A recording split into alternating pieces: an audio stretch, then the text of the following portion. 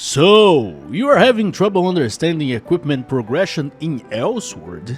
Don't worry anymore, because in this video I will introduce you to the equipment progress in this game and guide you on what you should keep in mind when it comes to enhancing your character power with powerful weapons, powerful gear, and utilities that are essential to your evolution. So let's get going!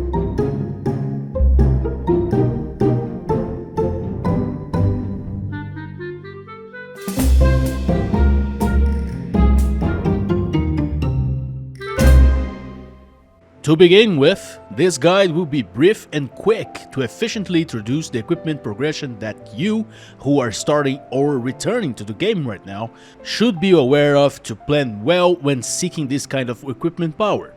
After all, with so much game time, Elsword has introduced not only new equipment, but also new ways to gain power through them.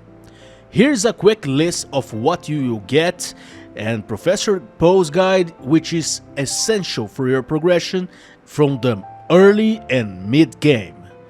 We will go through this progression stage during the video for better identification. Let's talk about the Void Weapon. Upon reaching level 99, you will be able to enter a special stage called Ad's Void Fury, where you will face two boss phases before encountering the final boss. The drop rate has been significantly increased, and this will be your first weapon swap for power increase after reaching level 99. This weapon offers the magic enchantment system and will automatically come enchanted with the void discs and at +9 refinement, which is good enough for now. Equip this weapon immediately after acquiring and opening the cube, as it will ensure a good damage boost. The Airon-Elsword equipment. After reaching level 99, your first armor swap will be the Airon-Elsword equipment.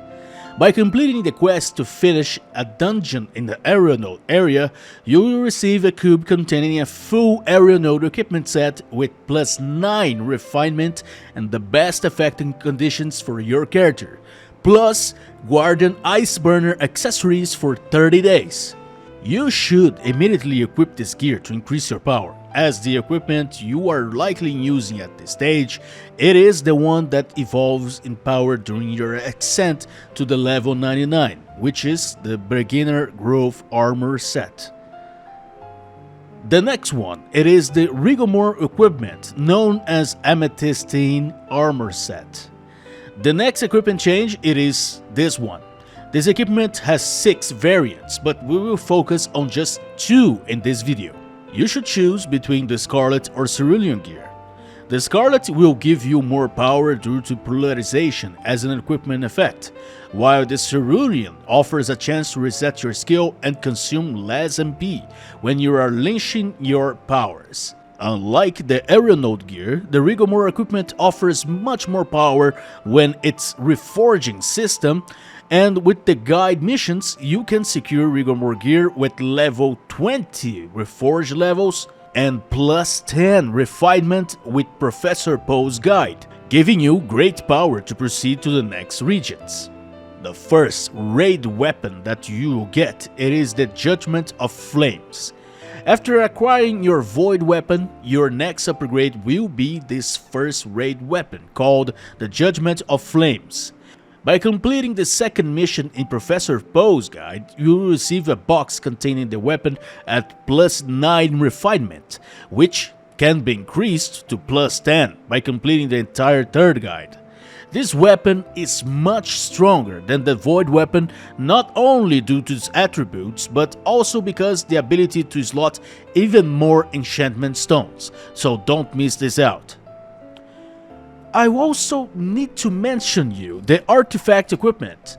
This one will require you to have your character at your master class condition.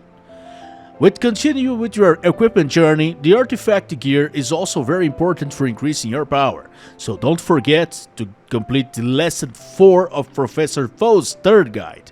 You will receive a box containing 30 days of artifacts with very good effects to equipping your artifact slot, which will consequentially increase your power as well.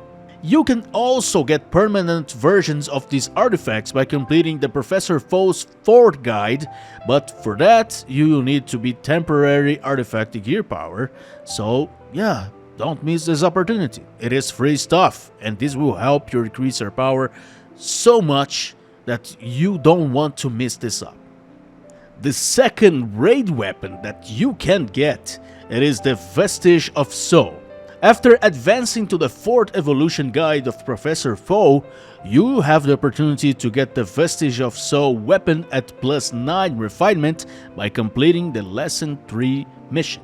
This weapon is indeed stronger than the Judgement of Flames due to its higher attributes, magic enchantment system, and the weapon evolution system, which will offer even more power. Even so, I don't suggest automatically switching to this weapon, as your Judgement of Flames weapon +9 refinement, it is stronger than this one. However, you can increase the refinement of the Vestige of Soul weapon to the level 10 if you keep progressing through the Professor Po's guide. It is important to note that currently Professor Po's guide will offer you this weapon at most at +10 refinement, which is a big step forward, that's true. But we will discuss the next weapon upgrades that this game can offer you from here on after you have evolved your weapon and gained more power. Now the Tirnog equipment. By unlocking the Tirnog entry mission, you will unlock the 5th evolution guide, where you receive the Tirnog equipment cube at +9 refinement, which can be upgraded to the +10 and reforged to the level 15 by completing the guide's mission. Since Tirnog gear it is the penultimate equipment evolution in this game, it is in your interest to increase its reforging power to the level 21 before moving on the next gear. So make sure to complete the daily reforging materials mission in the dungeon of this area. Tirnog gear received an adjustments that made the reforging process easier, requiring less fuel chloride seeds and fewer materials to reach higher reforging levels. This is very important for power gain, and consistency is the key to achieving better results with this gear. In the Monaterra region, you can also acquire reactors that, once equipped, will provide a power bonus to your stats, but effects will only apply if you have a reactor on all your armor, not only one piece. The third raid weapon that you can get in this game, it is the Abyss Submergence weapon. At this point, you have the Tirnog gear in your hand, the Vestige of Soul weapon at +10 refinement and full evolved to the power level 5, and you will have enough combat power to enter the Abyss raid. In this raid, you can obtain not only the Abyss raid accessories, which are a direct upgrade from the Rosso raid accessories, but also the Abyss weapon by completing 100% of the raid progress and finishing the run in the Birth of Origin phase. This weapon also have an evolution system, allowing you to gain even more power with it. And upon opening the cube, you can choose between the weapon accessory and the Abyss weapon at +9 refinement. From here, it is up to you to evolve this weapon refinement, preferably to +11, and complete the accessories from this raid to gain more power. Nowadays, you can also do this raid completely solo, which brings reduced difficulty and simplified mechanics. We are not talking about items, but it is also important to note that this raid will also provide you the Abyssal Magic Stones, which are very useful for giving your weapon even more power than the magic stones obtained in Vanimir region, so don't miss out when you get the chance. Now the Exascale equipment. Now this gear, it is the end game equipment. You can obtain it as soon as you reach the Serpentium region, and you will receive a full Exascale Armor set completely free. You can transfer reforging levels from your Tirnog gear to the Exascale gear if you wish, but be careful, because once transferred, your Tirnog gear's reforging level will drop to 0, while the Exascale gear will receive the full reforging level less 6 points. So you should build a good gear set before transferring power to this armor. This gear will include circuits, ships, and reforging. It is a very powerful gear that will offer greater buffs than Tirnock, that's for sure. For better understanding of this gear, I suggest you looking for a guide explaining how it really works, because it can be a little bit complex to build the entire system. And now, the currently endgame raid weapon, which is the Undead Dragon weapon.